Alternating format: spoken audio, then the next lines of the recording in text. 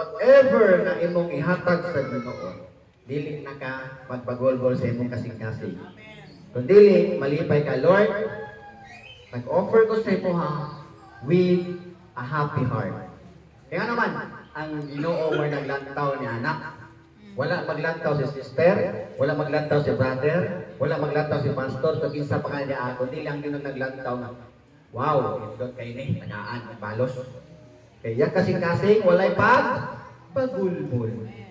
Inang katapat, kung matag ka, ayaw pagulbol. Amen? Approaching na rin itong Thanksgiving. Happy na Thanksgiving, September. No, happy na. Thanksgiving. So, mo na ito ang yearly nga pagpasalamat, Ginoo. Amen? Kasi excited sa itong Thanksgiving. Pista sa pasalamat na sa tuwa pa ng term, pista sa pasalamat. Labang bitaw sa unang awan ka ng gastuhanon, ang utang. Para igasto. Kung bulanon pa ka, kung asa kang area, muuli yung ganito pag pista sa buhol. Mauna ilang kuhan, pag-abot sa May, manilangan, May or April. Pag-abot sa pista sa buhol, kanang taga buhol nga ni atong Amerika, Canada, muuli na panahon sa pista. Saya itong sa ninyo. Oo. Sinulog. Dito na sila magtapong kay baon na ilahan panata. Muuli ko na sila. Unya katong mga walang-wala, magpakanaan. Para naalang sila i-offer sa ilahan, kisa ilang i-offer, o naapos sila ipakaon sa tao. Nakita ang magistuhan ng karon, kumusta? Amo, pero Pagka-Christian na nagpangutang ano eh. Dili. Kung dili, kung sa imong i-offer, dawato sa Ginoo.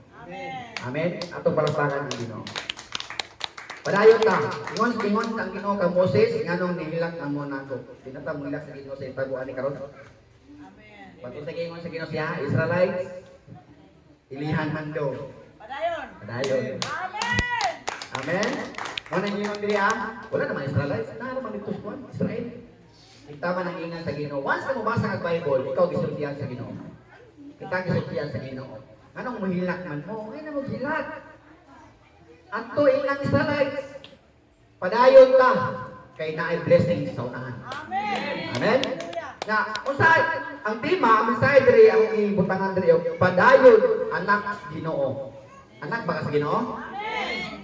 Kung dili anak sa Ginoo, di na magpadayon. Tinood, pag dili ka anak sa Ginoo, kamay problema, tandog ka. Pero pag anak ka sa Ginoo, gamay problema, bisag na kong problema, may mga guys, ako yung Ginoo nako. Amen. Continue na na Pastor. Amen? Mas dako man ang Ginoo sa imong problema. Pero sometimes kita, tungkol sa itong emotion, mas madako ang problema kaysa sa Ginoo. Mabali, di ba? Pero pag imong ilahon, imong kagalingon, nga anak juga sa Ginoo, dako kay Ginoo sa imo kaysa sa problema. Amen. Inya mo dapat, dako pa ang Ginoo sa imong problema, kagamay sa problema. Abante rin kita. Amen? Unsa may ato ipadayon sa pagpangalagad sa Ginoo? Una, ang ato ipadayon, ang ato pagtuo. Isa'y nanay pagtuo sa Ginoo dire. Amen.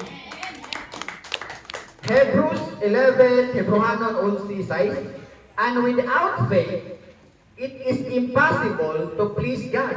Kung wala ang pagtuo, imposible nga makapahimuot ka sa Ginoo.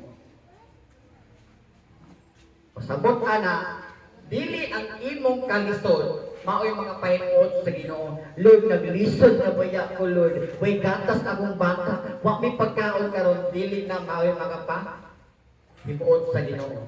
Kung sa'y makapahimuot sa Ginoo, ang imong pagtuo. Bisan dato ka, basta nakay pagtuo sa Ginoo, mahimutan ka sa Ginoo. Yung biblical speaking, and without faith, kung wala ang pagtuo, imposible kay mahimutan mo ang Diyos. Because anyone who comes to Him, kasi bisan-isa nga mutuon ngadto kaniya, must believe, kailangan mutuo that He exists. nga siya exist and that He rewards those who earnestly seek Him. O daw? Yahang panalanginan ang nagpadayon pangita sa Ginoo. Amen. Inang katapat, pagita agad permiti ang Ginoo. Way up sinay. Tanawa ako sa man. Earnestly. Kasabot mo tayo sa earnestly? Permiti. Earnestly gani. Earnestly seeking. Kasabot ang permiti. Persevere, endurance, magpadayon, permente ka, mangita sa Ginoo. Ano man, kaya kung mangita ka sa Ginoo, according sa verse na dibasan sa Hebrews 11:6, iyahang gantihan. Pero kita, na yung mga Kristohano, ano ba, may ingon nga, wag man ko panalangin Ginoo. Puguri na mangyapon ko. Na ay mga Kristohano nga nag-look after sa blessings, nga nung nangalagad siya sa Ginoo. Pero wa siya kabalo na ang pinaka-importanting blessings ang imong kaluwasan. Amen. Ikaduha, ang imong maayong panlawas.